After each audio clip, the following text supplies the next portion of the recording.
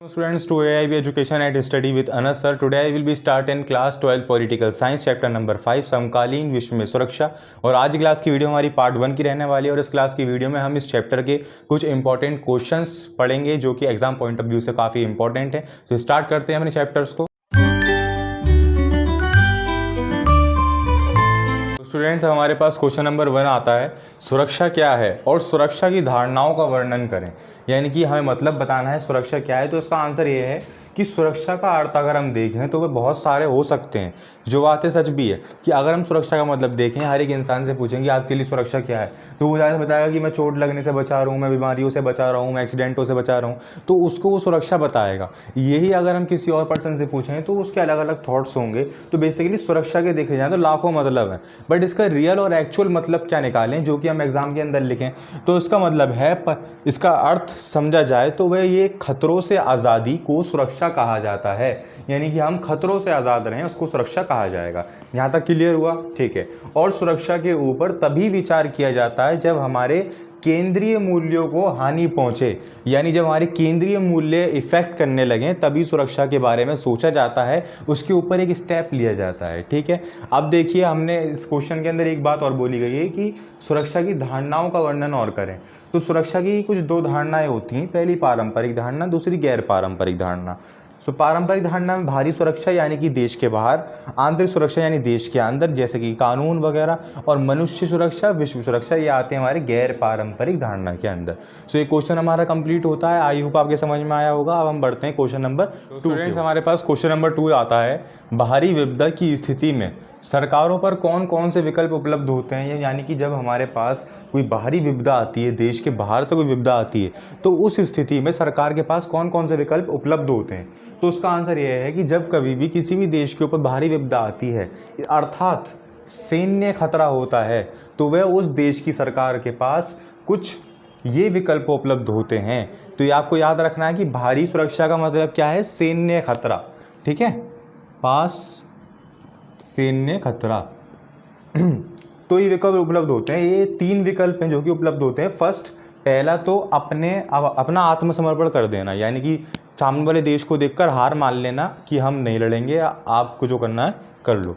आत्मसमर्पण कर दिया हमने, हार मान ली लड़ने से पहले। दूसरा ये सामने वाले देश को ऐसा एहसास दिलाना कि बहुत नुकसान पहुंचने वाला है। यानी कि सामने वाले देशों को ये बताना कि अगर हम दोनों लड़ाई हुई तो इतने रिसोर्सेज खराब होंगे, इतनी पॉपुलेशन मर जाएगी, इतने नागरिकों को, इतने सैनिकों को ये परेशानियां झेलनी पड़ेंगी, जिससे सामने वाला देश सहम के खुद ही बैठ जाए कि भाई हाँ, दोनों देशों को काफ़ी सारा नुकसान झेलना पड़ेगा। थर्ड आता है, तीसरा और आखिरी विकल्प आता है हमारे पास कि सारे विकल्प हमने अपना लिया। यानी पहले तो हमने यही प्रयास किया कि लड़ाई ना हो। अब जब सारे प्रयास विफल हो रहे हैं हमारे पास, तो क्या करना है? हमें आखिरी विकल्प चुनना है कि डटकर मुकाबला करना सामने वाले से और उसको हरा देना है। तो ये 3 विकल्प उपलब्ध होते हैं हमारी सरकारों के पास जब भी कभी हमारे पास भारी विपदा आती है। तो पहले तो कभी जब भी विपदा आती है तो सुलझाने की कोशिश की जाती है, बट वो नहीं सुलझती, तब इस तीसरे विकल्प को अपना लिया जाता है। तो हमारा ये क्वेश्चन फिनिश होता है। हम मूव करते हैं क्वेश्चन नंबर 3। हमारे पास अब क्वेश्चन नंबर 3 आता है कि सुरक्षा नीति का क्या मतलब होता है। यानी जो सुरक्षा नीतियाँ होती हैं हमारी, उसका क्या मतलब है एक्चुअल में। तो सुरक्षा नीति का मतलब होता है युद्ध की आशंका को रोकना।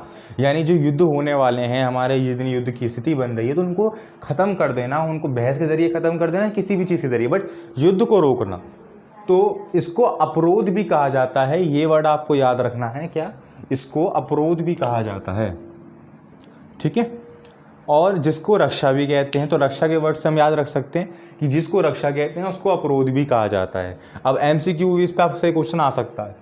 इसके कुछ ये भी तत्व हैं। पहला, शक्ति संतुलन, दूसरा गठबंधन तैयार करना। तो भाई शक्ति संतुलन क्या होता है? बाकी 3-4 नंबर के क्वेश्चन के अंदर इतना बहुत है, बट ये अगर 5-6 नंबर के क्वेश्चन में आ जाए तो क्या ये भी आप ब्रीफ में लिखोगे तो काम बनेगा हमारा। तो फर्स्ट ऑफ ऑल आता है हमारे पास शक्ति संतुलन। देखो, शक्ति संतुलन का मतलब ये है कि जब हम अपने देश के आसपास देखें तो हमें कई सारे देश दिखेंगे, कोई छोटे तो कोई बड़े, कोई विकसित तो कोई विकासशील, तो अलग अलग टाइप्स के हमें देश दिखेंगे। तो इससे हम ये सोच सकते हैं कि आने वाले समय में हमें किस देश से कितना खतरा रहने वाला है। इसके 2 मतलब निकलते हैं, पॉजिटिव भी और नेगेटिव भी। नेगेटिव ये कि भाई हमें ये डर होना कि वो देश हमसे लड़ने वाला है ना, बट ऐसा एक्चुअल में होता नहीं है। ये खुद की एस्टिमेटेड वैल्यूज़ होती हैं सारी, या मतलब एक तरह से हम खुद अज्यूम कर लेते हैं कि ये देश हम पे हमला कर सकता है। ऐसा नहीं कि वो हकीकत में तैयारी कर रहा हो। तो दूसरा ये पॉजिटिव कि भाई जब सभी देश हमारे आसपास के क्या कर रहे हो, ग्रो कर रहे हो, तो हम अपने आप को भी डेवलप्ड करें, हम भी हथियार रखें या फिर और भी सब चीज़ें करें। तो शक्ति संतुलन अपने आप में बनाए रखें और देशों से और अपने आप के देश के तालमेल बने रहें हमारे, ठीक है। शक्ति संतुलन आया, या फिर एक ये भी मतलब होता है कि सभी के साथ क्या बना रखें हम, संवेदनशील व्यवहार बनाए रखें सभी से, ताकि आने वाले समय में कोई लड़ाई बने ही ना, ठीक है। सेकंड आता है हमारे पास गठबंधन तैयार करना, यानी गठबंधन तैयार करना। जब कोई भी ग्रुप में रहता है, जो कोई भी बहुसंख्यक में रहता है, तो वो हमेशा क्या रहता है, ताकतवर रहता है। अल्पसंख्यक हमेशा कमज़ोर रहते हैं। तो वही बताया गया है कि हमेशा गठबंधन तैयार करना है ऐसी स्थिति के अंदर जब हमारे ऊपर कोई भी विपदा आने वाली हो, ठीक है। क्योंकि ज़्यादा से ज़्यादा जो जितने भी हमारे ताकतवर देश हैं वो गठबंधन में ही रहते हैं, है ना। जैसे कि सोवियत संघ रहा था, रूस रहा था, रूस सोवियत संघ के अंदर ही था। तो बेसिकली गठबंधन तैयार करते हैं जिससे हमारे कई सारी लड़ाइयाँ रुक जाती हैं, ठीक है। तो ये थी हमारी सुरक्षा नीति। आई होप आपके समझ में आई होगी। अब हम बढ़ते हैं नेक्स्ट क्वेश्चन। स्टूडेंट्स, हमारे पास क्वेश्चन नंबर 5 आता है कि आतंकवाद का क्या मतलब होता है, ठीक है। तो आतंकवाद का ये मतलब है कि आतंकवाद से तात्पर्य है कि कुर हिंसा से व्यवस्थित प्रयोग से है जिसमें समाज के अंदर भय का पर्यावरण बनता है। यानी कि ऐसी व्यवस्था या फिर ऐसा कार्य जिससे समाज के अंदर पर्यावरण के अंदर भय उत्पन्न हो, वो उसको आतंकवाद बोला जाता है। और इसका उपयोग प्रमुखता से राजनीतिक पार्टी के उद्देश्यों के अतिरिक्त कई अन्य उद्देश्यों के लिए किया जाता है। यानी कि जो आतंकवाद है, इनका जो मेन पर्पस, मेन गोल होता है, वो किसी भी देश की सरकार से अपनी कुछ भी बात मनवाने के लिए किया जाता है। जैसे किसी भी देश की सरकार से कोई बात मनवानी है तो वो पूरे समाज के अंदर क्या फैलाते हैं, हिंसा फैला देते हैं, भय फैलाते हैं। कहीं पे बम फोड़ दिया, कहीं पे कई लोगों को मार दिया, सैनिकों को मार दिया, तो जिससे भय उत्पन्न होता है और सरकार को दबाव में आके उनकी कुछ बातें माननी पड़ती हैं, ठीक है। तो ये होता है आतंकवाद का एक्चुअल मतलब। अब देखिए, ये चाहो तो आप लिख सकते हो, बाकी अगर आप ये लिखोगे तो काफ़ी बेनिफिट ही पहुंचेगा आपको। तो हिंसात्मक कार्य जिनका उद्देश्य एक निश्चित आर्थिक, सामाजिक और राजनीतिक और साथ ही वैचारिक लक्ष्यों के लिए या फिर वैचारिक लक्ष्यों के अंदर आतंक या फिर भय मैंने यहाँ लिखा है कोष्टक के अंदर, ये आपको याद रखना है, भय उत्पन्न करना, उसी को आतंकवाद बोला जाता है, ठीक है। तो यहाँ हमारा ये क्वेश्चन नंबर 4 फिनिश होता है। आई होप आपके समझ में आया होगा। अब हम मूव करते हैं क्वेश्चन नंबर 5। स्टूडेंट्स, हमारे पास क्वेश्चन नंबर 5 आता है। अब सहयोगात्मक मूलक सुरक्षा क्या है? तो इसका आंसर है कि सुरक्षा के कुछ मुद्दों से निपटने के लिए सैन्य टकराव की जगह सहयोगात्मक की विकल्प को अपनाया जाए, उसको सहयोगात्मक मूलक सुरक्षा बोला जाता है। अगर मैं इनको एक अलग वर्ड में समझाऊं तो सहयोगात्मक मूलक सुरक्षा का मतलब होता है जिसमें विश्व के सभी देश आपस में बैठकर किसी भी बात को लेकर सुझाव करें। सैन्य सुरक्षा मतलब सेना का जो है वो यूज़ ना करें, आपस में बहस के जरिए किसी बात को ख़त्म कर दें या फिर किसी भी चीज़ पे चर्चा कर लें।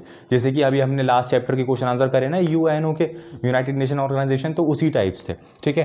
तो क्योंकि कुछ मुद्दों पर तो हम सेना का उपयोग कर सकते हैं, इसका यूज़ क्यों कर रहे हैं हम, क्योंकि कुछ मुद्दों पर तो हम सेना का उपयोग कर सकते हैं, जैसे आतंकवाद। अब आतंकवाद को ख़त्म करना है, हम भेज देंगे सेना, जाओ वहाँ पर उन्हें मार मोर के आ जाओ। परंतु स्वास्थ्य, शिक्षा और पलायन आदि कार्यों में हम सेना का उपयोग तो कर ही नहीं सकते। यानी कि कुछ टॉपिक्स तो हमारे पास ऐसे हैं जिसके अंदर हम सेना थोड़ी यूज़ करेंगे। भाई किसी की स्वास्थ्य अच्छी करनी, किसी की शिक्षा अच्छी करनी, किसी के पलायन को रोकना है, तो हम सेना थोड़ी यूज़ करेंगे। तो ऐसी रणनीतियों का अपनाना महत्वपूर्ण हो जाता है जिसमें अंतर्राष्ट्रीय सहयोग शामिल हो।